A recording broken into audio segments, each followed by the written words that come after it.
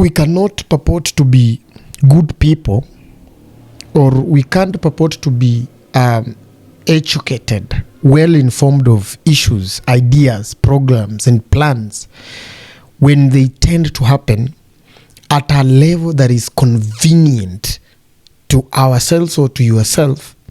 But when it is the same thing happening, but to a different person who is going to benefit from it, or it is being mannered, overseen, taken care of by another person on the other side of the coin, it becomes bitterness. Sometimes in life you have to be decisional. You have to characterize yourself with principles of what you believe in, what you stand for, and what drives your life. Because you cannot be a person who is moved by interests at that time.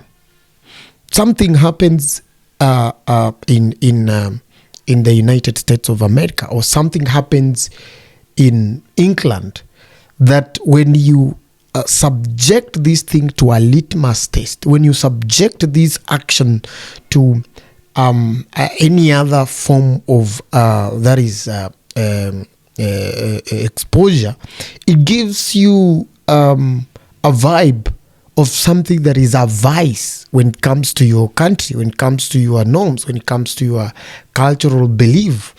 And you call it out with passion. You call it out with all manner of vigor, energy, zeal. But when the same thing happens at a time that it approximately gives you advantage, or approximately exposes you to be the person of, if not interest but benefit, you all of a sudden become smart and realize that this thing is good, or vice versa. You become too wise to be able to break that thing down and explain to us how this thing is bad or how this thing is good. Popularity, influence, and following, most of the time it drives where there is negative energy, where there is fiction, assumption, where there is an enemy involved. That, look, this person is fighting for our case. This person is standing up for us. This person is fighting someone that we believe that person should not be where or he is or where he belongs to. So you have a following, you become so exposed, you become so, like we can say, every following around you become a person of interest, because you doing something that at that time there is a place, or there is a faction that it's going to align itself to.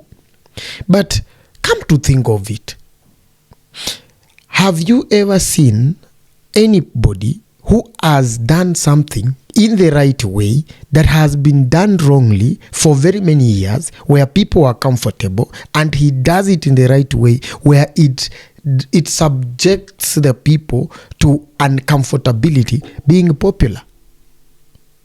The moment you are popular is either you don't have a responsibility to discharge, and you are very idle to get people and tell them, give them the negative side and the negative energy, or you have not been in a capacity or in a position to make a critical decision that requires you to be a man enough, to be a woman enough, to be a human being enough, to be bold, face the consequences of your decision, but make the right decision. That is when you will understand that sometimes it takes a bold man, a bold person, to end a generational iniquity, a generational curse, a generational disorder, a generational malfunction, and a generational misdirection. Such people, they are few, they are not many, and most of them, they are remembered after some time and after some period. Get yourself to order. Think without feelings. Expose the details you get to a litmus paper. Test the data that you're given. Test the information that you're given.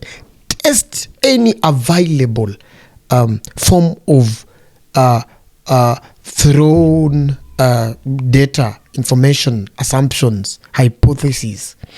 Test this data. Look at the bigger picture. Look at what are these people saying?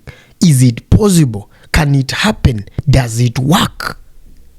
And then make a decision free from influence, free from any assumptions, any feelings, and look at the bigger picture. That look, the decision that has been made tonight, today, tomorrow, next week, last month, what is the future significance?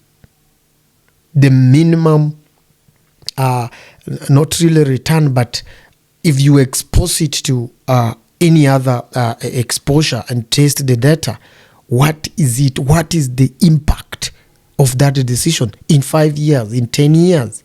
Don't look at a decision, or don't look at forms, and don't look at life in a form of, as long as I have it today, tomorrow will come and tomorrow will plan itself. Let us open up our mind. Let us open up our space, and let us be able to focus on greater things, power, formula that is more better, more viable, well directed, and more verifiable for the future, not for the current happenings, not what is going to trend. What is the trend currently? You jump on it, you move with the trend without interrogating the formations, the environment, the decision maker, the impact. We must be calculative, and we must be able to focus, and we must be able to regenerate, reimagine, refocus. Greater things take time. Greater things take bold men to make them great. But cheap things that do not amount up to greater things, they are very popular, they have a following, they have slogans, chants, and any form of conversation that comes around it.